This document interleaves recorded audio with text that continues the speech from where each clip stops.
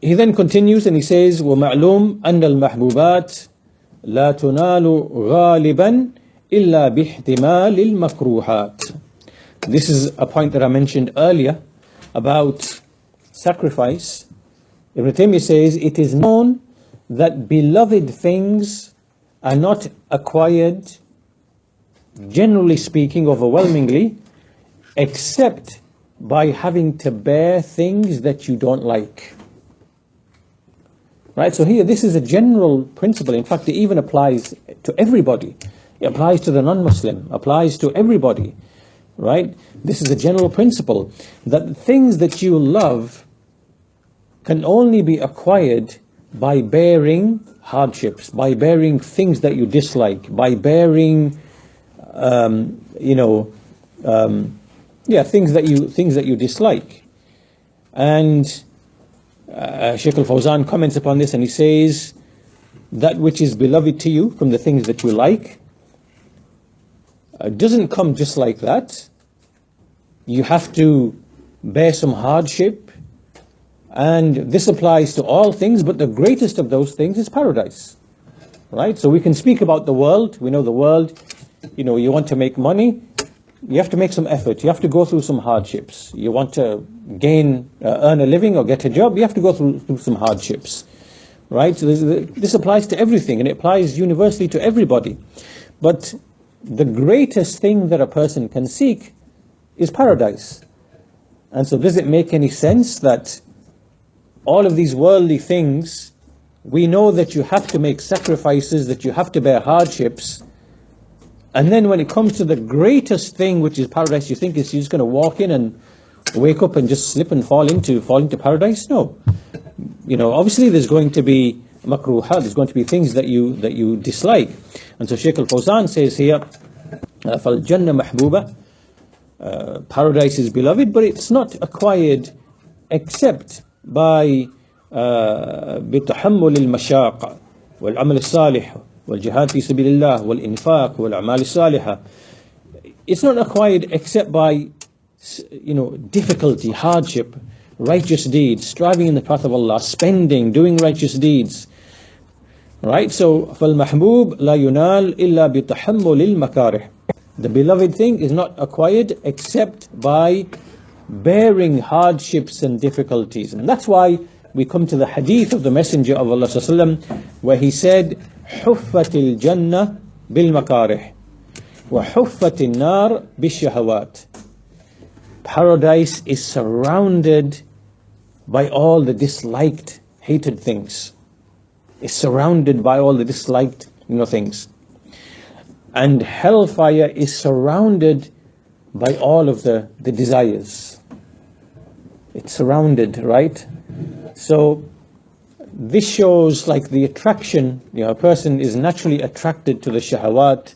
It's very easy. There's no barriers. There's no hardships. You just, But as for the paradise here, surrounded by the hard, the things of hardship, a person is naturally averse to hardship. He wants to keep away from hardship. And so all of this together, when we put all of this together, it shows, like when we connect all of this speech together, essentially what's being said is that sacrifice and effort is a measure of the love in the heart. Right? And the love in the heart itself is a foundation of muwalat, which is loyalty to Allah Azza wa Jal. Right? And from that follows everything else. So therefore it is a must that you face hardships, that you face difficulties, that you face obstacles, that you are, thrown back and you've got to stand up again and move forward again. This is the reality of, if you're pursuing Jannah, this is the reality of what this world is about to the believer. Right? So as we shall see, this shows that the believer has to be resilient and strong. And maybe in the next lesson, but later on, this point will be made that the believer is basically strong as opposed to the disbeliever, because the believer is pursuing paradise, and these material things don't really mean anything to him, because you don't get satisfaction from the material things, even if you had them all. If you had everything, right, homes, cars, women, wealth, children, offspring, whatever, you wouldn't find tum'anina, you wouldn't find satisfaction, sukoon, you wouldn't find fulfillment in these things, because they all perish. You just want more and more and more and more. So the believer, following all of this to its natural conclusion, the believer knows that the life is a struggle, and paradise cannot be achieved except with a struggle, except by facing hardships. When you wake up in the morning, expect to face hardship. When you get out of the bed, you should know that today is going to be a day of hardships, right? This is how you go out and you face life on a day-to-day basis. So because of this, the believer is strong and resilient, and later on, Ibn Taymiyyah will speak about, and Shaykh Fawzan as well, will speak about some of the tools that the believer has, which is at-tawakkul and isti'ana and the ibadah. We use all of these things to counter these hardships, but he contrasts between the believer and the disbeliever, because the one who is not a believer, you will find, as Shaykh al-Fawzan says, فَتَجِدُ الْكُفَّارُ وَإِنْ كَانُوا أُعْطُوا مِنَ الدُّنْيَا وزحرتها إلا أنهم في هم وفي قلق وفي خوف لا يرتاحون ولا يتلذذون بما في أيديهم من متاع الدنيا.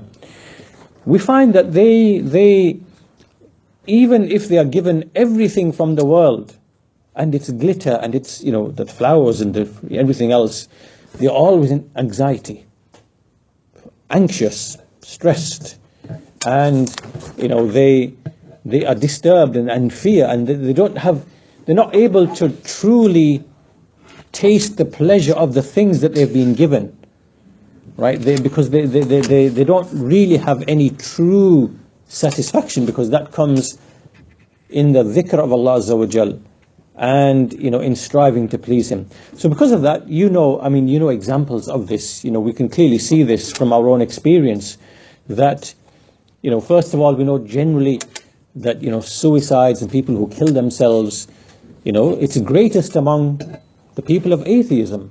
In mostly atheistic countries, you find, for example, in the Scandinavian countries, like Sweden, Norway, these kind of areas, where they are very secular, lots of atheism generally, and just the rest of the world in general.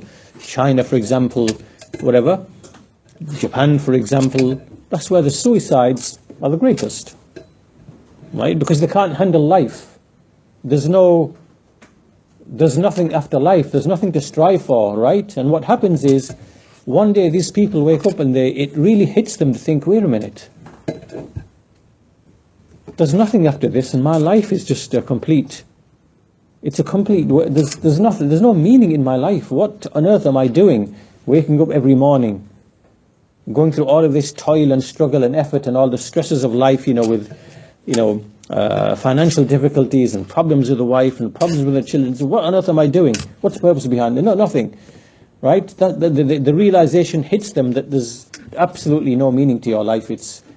It's all fake, and it's even if you try to invent a meaning for your life, you are only deceiving yourself, because it's not real. Do you understand? This is the problem with atheists, because they say that there's no purpose behind life, there's no afterlife, there's no goal, there's no wisdom. Because there isn't one, right? Then that means that every person, every one of us, when we wake up in the morning, or when we stop and think, we have to invent a meaning to our lives, right? We have to invent one, and then we have to live our life based upon the thing that we invented, right?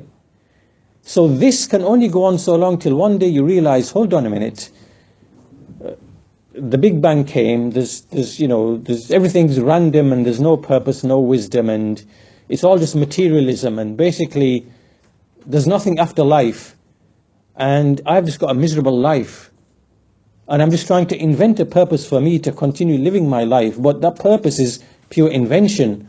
It's not actually true. So some people, it actually hits them that, this is what the reality is. Like the atheists, this is what they have to face. And then that's why you find amongst the atheists, the suicide is the highest, right? Because they truly, some of them who think properly, they realize, you know what, my life is absolutely meaningless, right? It's as meaningless as some dirt, on the ground that the dog leaves behind. It's as meaningless as that, right? So, and then they obviously tips them over and they commit suicide, right? And likewise, you see amongst these people that, to such an extreme that, someone, their dog died and the whole life collapses. And they can't live life, because the poor cat or the dog, the pets that they've been living with for the past 10, 15 years, and it's kept them company, and now it's died, and basically life's not worth living anymore. So people commit suicide because of a dog or a cat, right? So, closing this discussion for today, where we are leading to then in this train of thought, you have to follow all of these points. That follow. There's a connection between all these things. So the point being, we spoke about being captivated and enslaved by other than Allah. This was many lessons ago, and there's many things that captivate you, worldly, material things, relationships, things like that. And the way to escape that is through traits and qualities that we discussed in those verses and in the hadith, and by understanding what is the reality of mahabba. What is mahabba? It is muwalat, right? What is al-jihad? What is striving in Allah's path? Right? When you understand the definition of these basic things, then you realize that, the fact that you love the things that Allah loves messengers, the prophets, the angels, the books, paradise for His believers. Right? When you love those things, then you want to seek those things. And when you seek those things, you're going to encounter al-makruhat, struggles. You're going to have trials, you're going to have struggles, you're going to, every day is going to be like a struggle to you. But you have to get through that, you have to get over that. And a sign of your true love and sincerity is the degree of sacrifice, is the degree that you are willing to bear the hardships and the harms to get what you want. And so herein lies the big difference between the believer, because the believer has been given in the Quran and the Sunnah tools and means to help him, right? Which is al-isti'ana, al-tawakkul, al-ibadah. These are things that Allah has given us that we use to continue, right, on the path. And so this leads to a believer being strong and resilient. And obviously we know the most resilient are the prophets and the messengers. We read their stories and biographies and we can see that clearly. But this is how a believer is. And so that contrasts with the people who lack iman and the people of kufr and shirk. And we see clearly in them, in their behaviors and in what they do, that they are basically lost. And they have nothing to live for. And they are very weak. They can't handle the trials of life. They can't handle the trials of life, right? So we'll stop on that note, inshallah.